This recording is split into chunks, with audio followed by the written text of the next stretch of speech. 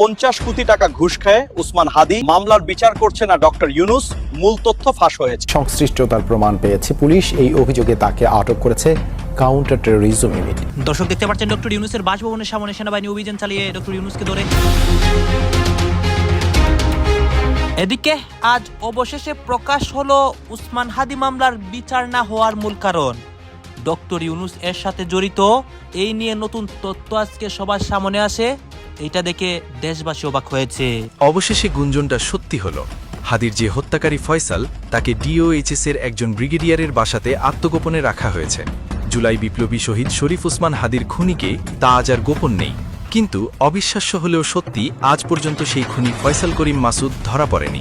গত 16 মাসে সবচেয়ে বেশি সাইবার বুলিং কার এগেনস্টে হয়েছে? আমার এগেনস্টে হয়েছে। চ্যালেঞ্জ করে বললাম আপনাকে, আমার এগেনস্টে হয়েছে। আমি 15 বছর ছিলাম পাকিস্তানের দালাল, ওভারনাইট আমি ভারতের দালাল হয়ে গেছি। আওয়ামী লীগ রাজপথে ফিরে আসলে সকলে এক হয়ে যাবে, সেটা ভিন্ন বিষয়। কিন্তু আওয়ামী লীগ রাজপথে আসার আগ পর্যন্ত বিএনপি ক্ষমতায় আসলে সকল জায়গা থেকে জামাতের যে আধিপত্য এই 16-17 মাসে হয়েছে, সকল কিছুই বিএনপি কিন্তু ধূলিসাৎ করে দিবে। কারণ বিএনপি এখন চুপ করে শুধুমাত্র বসে আছে নির্বাচনের জন্য। বিএনপিকে কৃত্রিমভাবে ভোটে জিতিয়ে দেওয়ার যে মহাপরিকল্পনা, প্রশাসনের যে ভয়ানক পক্ষপাত, তার বিরুদ্ধে জামাত আনুষ্ঠানিকভাবে পদক্ষেপ নিতে শুরু করেছে। বিএনপিকে কোনো ছাড় দেওয়া হবে না। একদিকে বিএনপির বিরুদ্ধে অ্যাকশন নেওয়ার জন্য অনেক পরিকল্পনা হচ্ছে, অন্যদিকে আজকে ডক্টর ইউনুসের অনেক সত্য প্রকাশ হয়ে যায় উসমান হাদির মামলার বিষয়ে, যে অনেক কোটি কোটি টাকা ঘুষ খেয়ে নাকি এই উসমান হাদির মামলার বিচার হচ্ছে না এবং এতদিন ধরে এই মামলাটি ঝুলে আছে।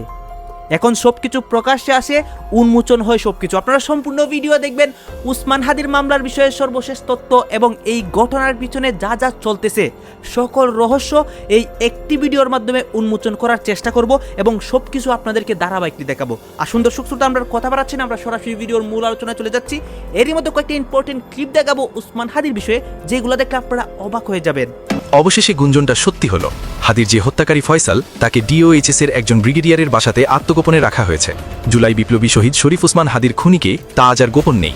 কিন্তু অবিশ্বাস্য হলেও সত্যি, আজ পর্যন্ত সেই খুনি ফয়সাল করিম মাসুদ ধরা পড়েনি।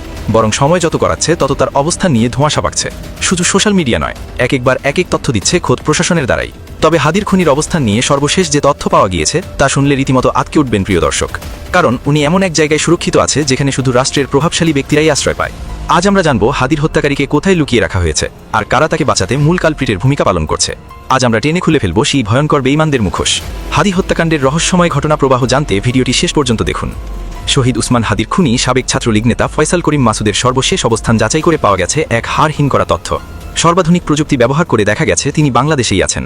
বহাল তবিয়তে অবস্থান করছেন ঢাকার ডিওএইচএস এর এক ব্রিগেডিয়ার জেনারেলের বাসভবনে। দায়িত্বশীল এক পুলিশ কর্মকর্তার বরাত দিয়ে এই বোমা ফাটিয়েছেন জনপ্রিয় সাংবাদিক ইলিয়াস হোসেন। কিন্তু প্রশ্ন হচ্ছে, সামরিক প্রশাসনের এত প্রভাবশালী একজন ব্যক্তির কাছে খুনি পৌঁছল কিভাবে? ক্ষমতার চেয়ারে বসে কারা এই খুনিকে পাহারা দিচ্ছে? হাদিকে যখন রাজপথে গুলি করা হয় তখন সেই দৃশ্য কাঁপিয়ে দিয়েছিল পুরো দেশকে। ভিডিও ফুটেজ আর পুলিশি তদন্তে ফয়সালের চেহারা স্পষ্টভাবে উঠে এসেছিল।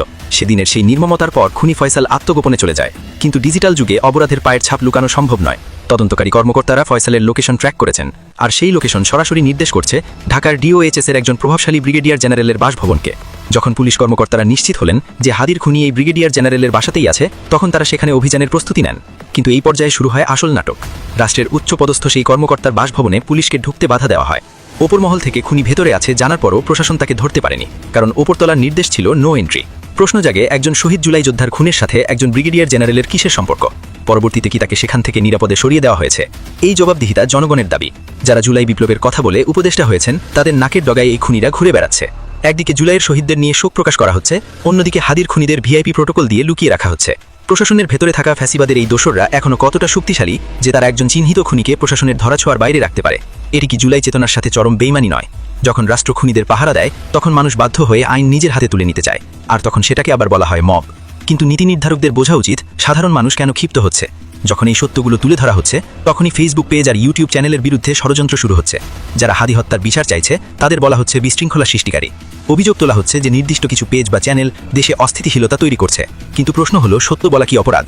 যারা রাষ্ট্র প্রশাসনের এই অসঙ্গতিগুলো সামনে আনছেন, তাদের কণ্ঠরোধ করার চেষ্টা করা কখনোই ভালো ফল বয়ে আনবে না বলে মন্তব্য করেছেন রাজনৈতিক বিশ্লেষকেরা। অন্তর্বর্তীকালীন সরকার আসার পর মানুষ আশা করেছিল খুনিরা ডান্ডাবেরি পরে কাঠগড়ায় দাঁড়াবে, কিন্তু বাস্তবে কি দেখা যাচ্ছে? নদী থেকে একের পর এক অজ্ঞাত লাশ উদ্ধার হচ্ছে, আর হাদির মতো জনপ্রিয় তরুণ নেতার খুনিরা ব্রিগেডিয়ার জেনারেলের বাসায় আতিথেয়তা পাচ্ছে। এমন পরিস্থিতিতে নিজেদের প্রতারিত ভাবছেন সাধারণ মানুষ। বাস্তবতা হচ্ছে হাদির খুনিরা আছে আমাদের নাকের ডগাতেই, অথচ ইনকিলাব মঞ্চের মুখপত্র ও ঢাকা ৮ আসনের সম্ভাব্য প্রার্থী হাদি গুলিবিদ্ধ হওয়ার পর থেকেই ফয়সালের অবস্থান সম্পর্কে বিভ্রান্তিকর তথ্য ছড়ানো হয়েছে। হাদি গত বছরের 12ই ডিসেম্বর ঢাকার পুরানা পল্টনের বক্স কালভার্ট রোডে গুলিবিদ্ধ হন।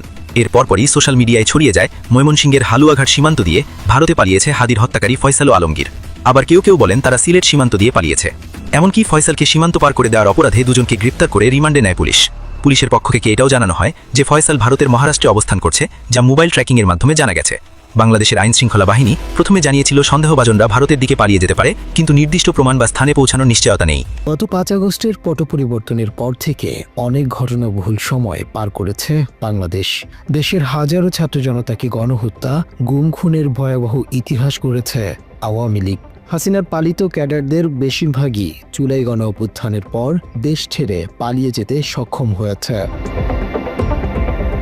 বিভিন্ন সময় ক্যান্টনমেন্ট হয়ে আওয়ামী সন্ত্রাসীদের পালিয়ে যাওয়ার খবর দিয়েছিলেন সাংবাদিকরা। নিজেদের সোশ্যাল মিডিয়ার মাধ্যমে প্রবাসী সাংবাদিকেরা সচেতন করেছে বেশ কয়েকবার। গত বছরের আগস্টে জনপ্রিয় অ্যাক্টিভিস্ট পিনাকি ভট্টাচার্য তার ভেরিফাইড ফেসবুকে দেয়া এক পোস্টে দাবি করেছিলেন কয়েক হাজার অপরাধী দেশের সবগুলো ক্যান্টনমেন্ট, সেনা, নৌ ও বিমান বাহিনীর স্থাপনায় নিরাপদ আশ্রয় উপভোগ করছেন। অনুসন্ধানী সাংবাদিক ইলিয়াস হোসাইনও এসব নিয়ে বেশ কয়েকবার সচেতন করেছেন সোশ্যাল মিডিয়ায়। আরেক প্রবাসী সাংবাদিক কনক সরোয়ারও সরব ছিলেন ক্যান্টনমেন্টের বিষয়ে।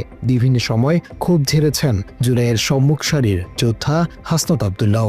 যে 626 জন ক্যান্টনমেন্টে বন্দী ছিল তাদেরকে কিভাবে ভারতে পালিয়ে যেতে সহায়তা করা হয়েছে। বাংলাদেশের কোটি মানুষকে কাঁদিয়ে খুন হওয়া শরীফ ওসমান বিন হাদিও ছেড়ে কথা বলেননি। গত বছরের 7 আগস্ট এক সংবাদ সম্মেলনে শহীদ হাদি ক্যান্টনমেন্টের ইট খুলে আনার হুঁশিয়ারি দিয়েছিলেন। জনগণ গিয়ে ক্যান্টনমেন্টের ইট খুলে নিয়ে আসবে। হাদি গুলিবিদ্ধ হওয়ার প্রায় 1 মাস হলেও এখনও ধরাছোঁয়ার বাইরে মূল আসামি। এ নিয়ে লাগাতার কর্মসূচি পালন করছে ইনকিলাব মঞ্চ সহ বিভিন্ন রাজনৈতিক ও অরাজনৈতিক সংগঠনগুলো। এরই মধ্যে হাদির খুনি ফয়সাল করিম মাসুদ ভিডিও বার্তাও দিয়েছে। তবে ডিএমপি দাবি করেছে ফয়সাল পালিয়ে ভারতে অবস্থান করছে। নিজের ফেসবুকের এক পোস্টে ক্যান্টনমেন্ট এলাকার একটি ভবনের ছবি জুড়ে দিয়ে সাংবাদিক ইলিয়াস হোসাইন দাবি করেছেন সবশেষ তথ্য অনুযায়ী সেনাবাহিনী নিয়ন্ত্রিত এই ভবনের কোনো একটি রুমে হাদির খুনি ফয়সালকে রাখা হয়েছে। তাকে নির্বিঘ্নে ভারতে পাঠানোর জন্যেই কচু খেতিদেরকে দিয়ে আগেভাগেই প্রচার করা হচ্ছে ফয়সাল ভারতে চলে গেছে। তিনি জানান ফয়সাল দেশে আছে, সেনাবাহিনীর হেফাজতে আছে। ডিবি পুলিশ ফয়সাল ভারতে চলে যাবার যে বক্তব্য দিয়েছে তা সঠিক নয়। চাপের মুখে ডিবিকে এই বক্তব্য দিতে বাধ্য করা হয়েছে। তিনি আরও লেখেন, সেনাবাহিনীর দেশপ্রেমিক অংশের পক্ষ থেকে অত্যন্ত জোরালোভাবে তাকে জানানো হয়েছে বিভ্রান্ত না হওয়ার। খুনি এখনও দেশে আছে। এমন সময় তিনি দেশবাসীকে বিভ্রান্ত না হওয়ার অনুরোধ জানিয়ে হাদি হত্যার বিচার দাবি করেন। এরপর বাংলাদেশ সেনাবাহিনীর ভেরিফাইড ফেসবুকের এক পোস্টে সাংবাদিক ইলিয়াসের পোস্টের স্ক্রিনশট জুড়ে দিয়ে জানানো হয়েছে গুজব ও বিভ্রান্তি থেকে দূরে থাকা। এই তথ্যে গরমিল পাওয়া গেছে জাতীয় নাগরিক পার্টির প্রার্থী সার্জিস আলমের। আয়কর রিটার্নে আয় উল্লেখ করা হয়েছে 28,05,000 টাকা, যা হলফনামার তথ্যের 3 গুণের বেশি। এ বিষয়ে দুদক জানিয়েছে সুনির্দিষ্ট অভিযোগের ভিত্তিতেই তাদের বিরুদ্ধে ব্যবস্থা নেওয়া হবে। হঠাৎ দুর্নীতি দমন কমিশন দুদকের নজর জাতীয় নাগরিক পার্টি এনসিপির প্রথম সারির নেতাকর্মীদের দিকে কেন?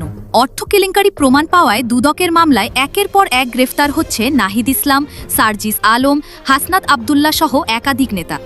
শুনতে মনে হতে পারে ভুয়া নিউজ, গুজব, রাজনৈতিক প্রতিহিংসা। আসল রহস্যটা ঠিক এখান থেকেই শুরু। তার আগে চলুন একটু পেছনে যাই।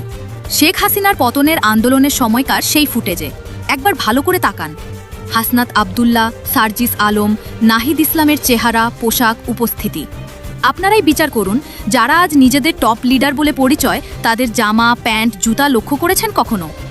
হাসনাত আবদুল্লাহ একটা গেঞ্জি দিয়েই পুরো আন্দোলন চালিয়ে দিল। সার্জিস আলম বন্ধুর চশমা ধার করে ফ্রন্ট লাইনে দাঁড়িয়ে গেল।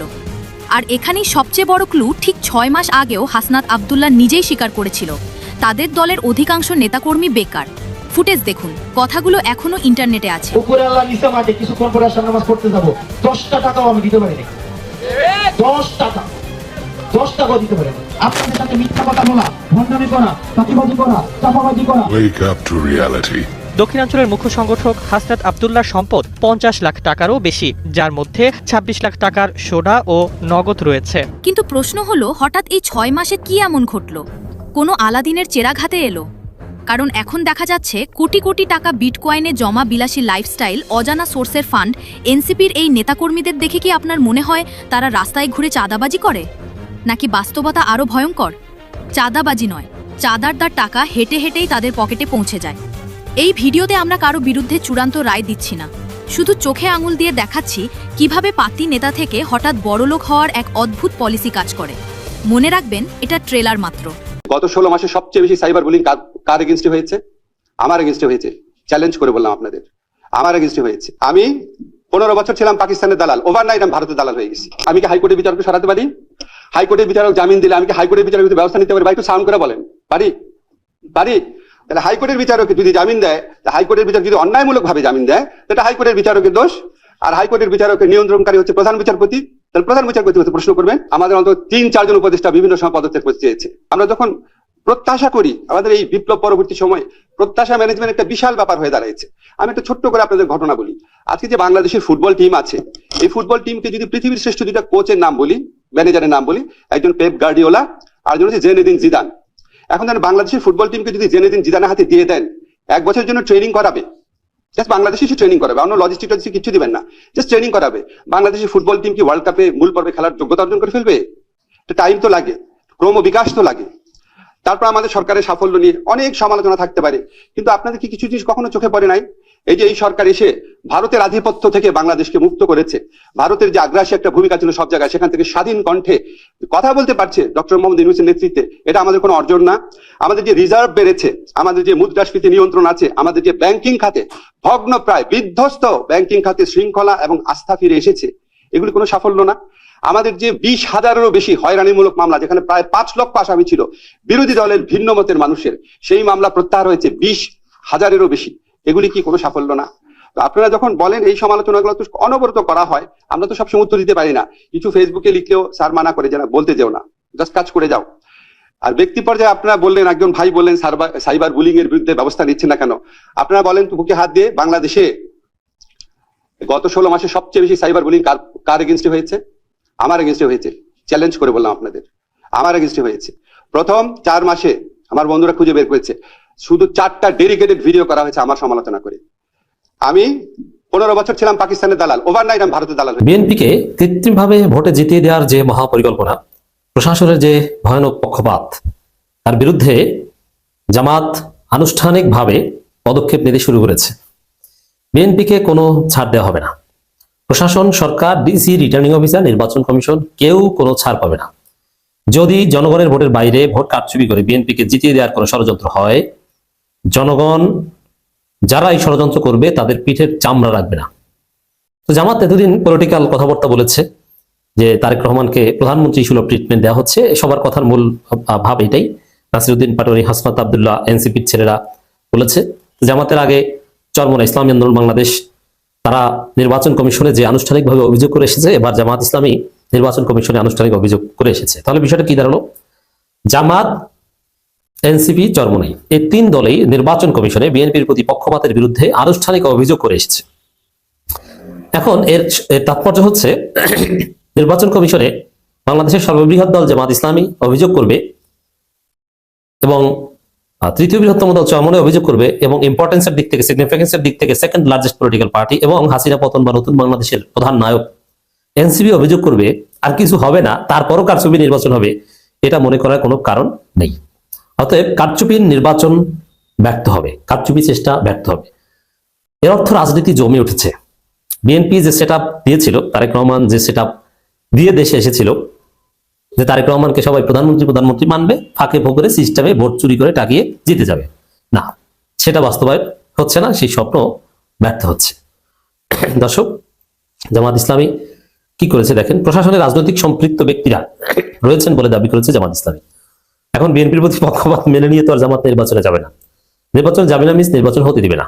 আমি কিন্তু আগেই বলেছি যে জামাত, এনসিপি, চরমোনাই প্রস্তুতি আছে, রিজার্ভে তাদের মহাসমাবেশ আছে, যে কোনো সময় দর্শক আপনারা তো দেখলেন এখানে কি কথা হচ্ছে, অনেকেই কিন্তু অনেক কথা বলতেছে, অনেকে আলোচনা করতেছে, অনেকে সমালোচনা করতেছে। বিশেষ করে এখানে উসমান হাদির মামলার বিষয় নিয়ে কথা হয় এবং অনেক তথ্য, অনেক প্রতিবেদনের মাধ্যমে সবাই সামনে আনার চেষ্টা করেছে। দর্শক শ্রোতা, এই বিষয়গুলো দেখে আপনাদের কি মনে হচ্ছে এবং উসমান হাদির মামলার বিষয় নিয়ে আপনার মন্তব্য কি? আপনার মন্তব্যটা অবশ্যই আপনারা আমাদের কমেন্ট বক্সে লিখে যাবেন। আর হ্যাঁ, তখন আপনাদেরকে আমরা যা কিছু দেখিয়েছি সব কিছু আমরা সোশ্যাল মিডিয়া থেকে সংগ্রহ করেছি। এখানে আমাদের নিজস্ব কোনো মন্তব্য নেই বা আমাদের নিজস্ব কোনো সিদ্ধান্ত নেই। সর্বশেষ আপনাদের কাছে আমাদের একটা রিকোয়েস্ট থাকবে, আপনারা আমাদের চ্যানেলের নতুন দর্শক হয়ে থাকলে চ্যানেলটি সাবস্ক্রাইব করবেন এবং পাশে থাকা বেল বাটনটি বাজাবেন, যাতে করে নেক্সট ভিডিওটা সবার আগে আপনাদের কাছে পৌঁছে যায়। ধন্যবাদ।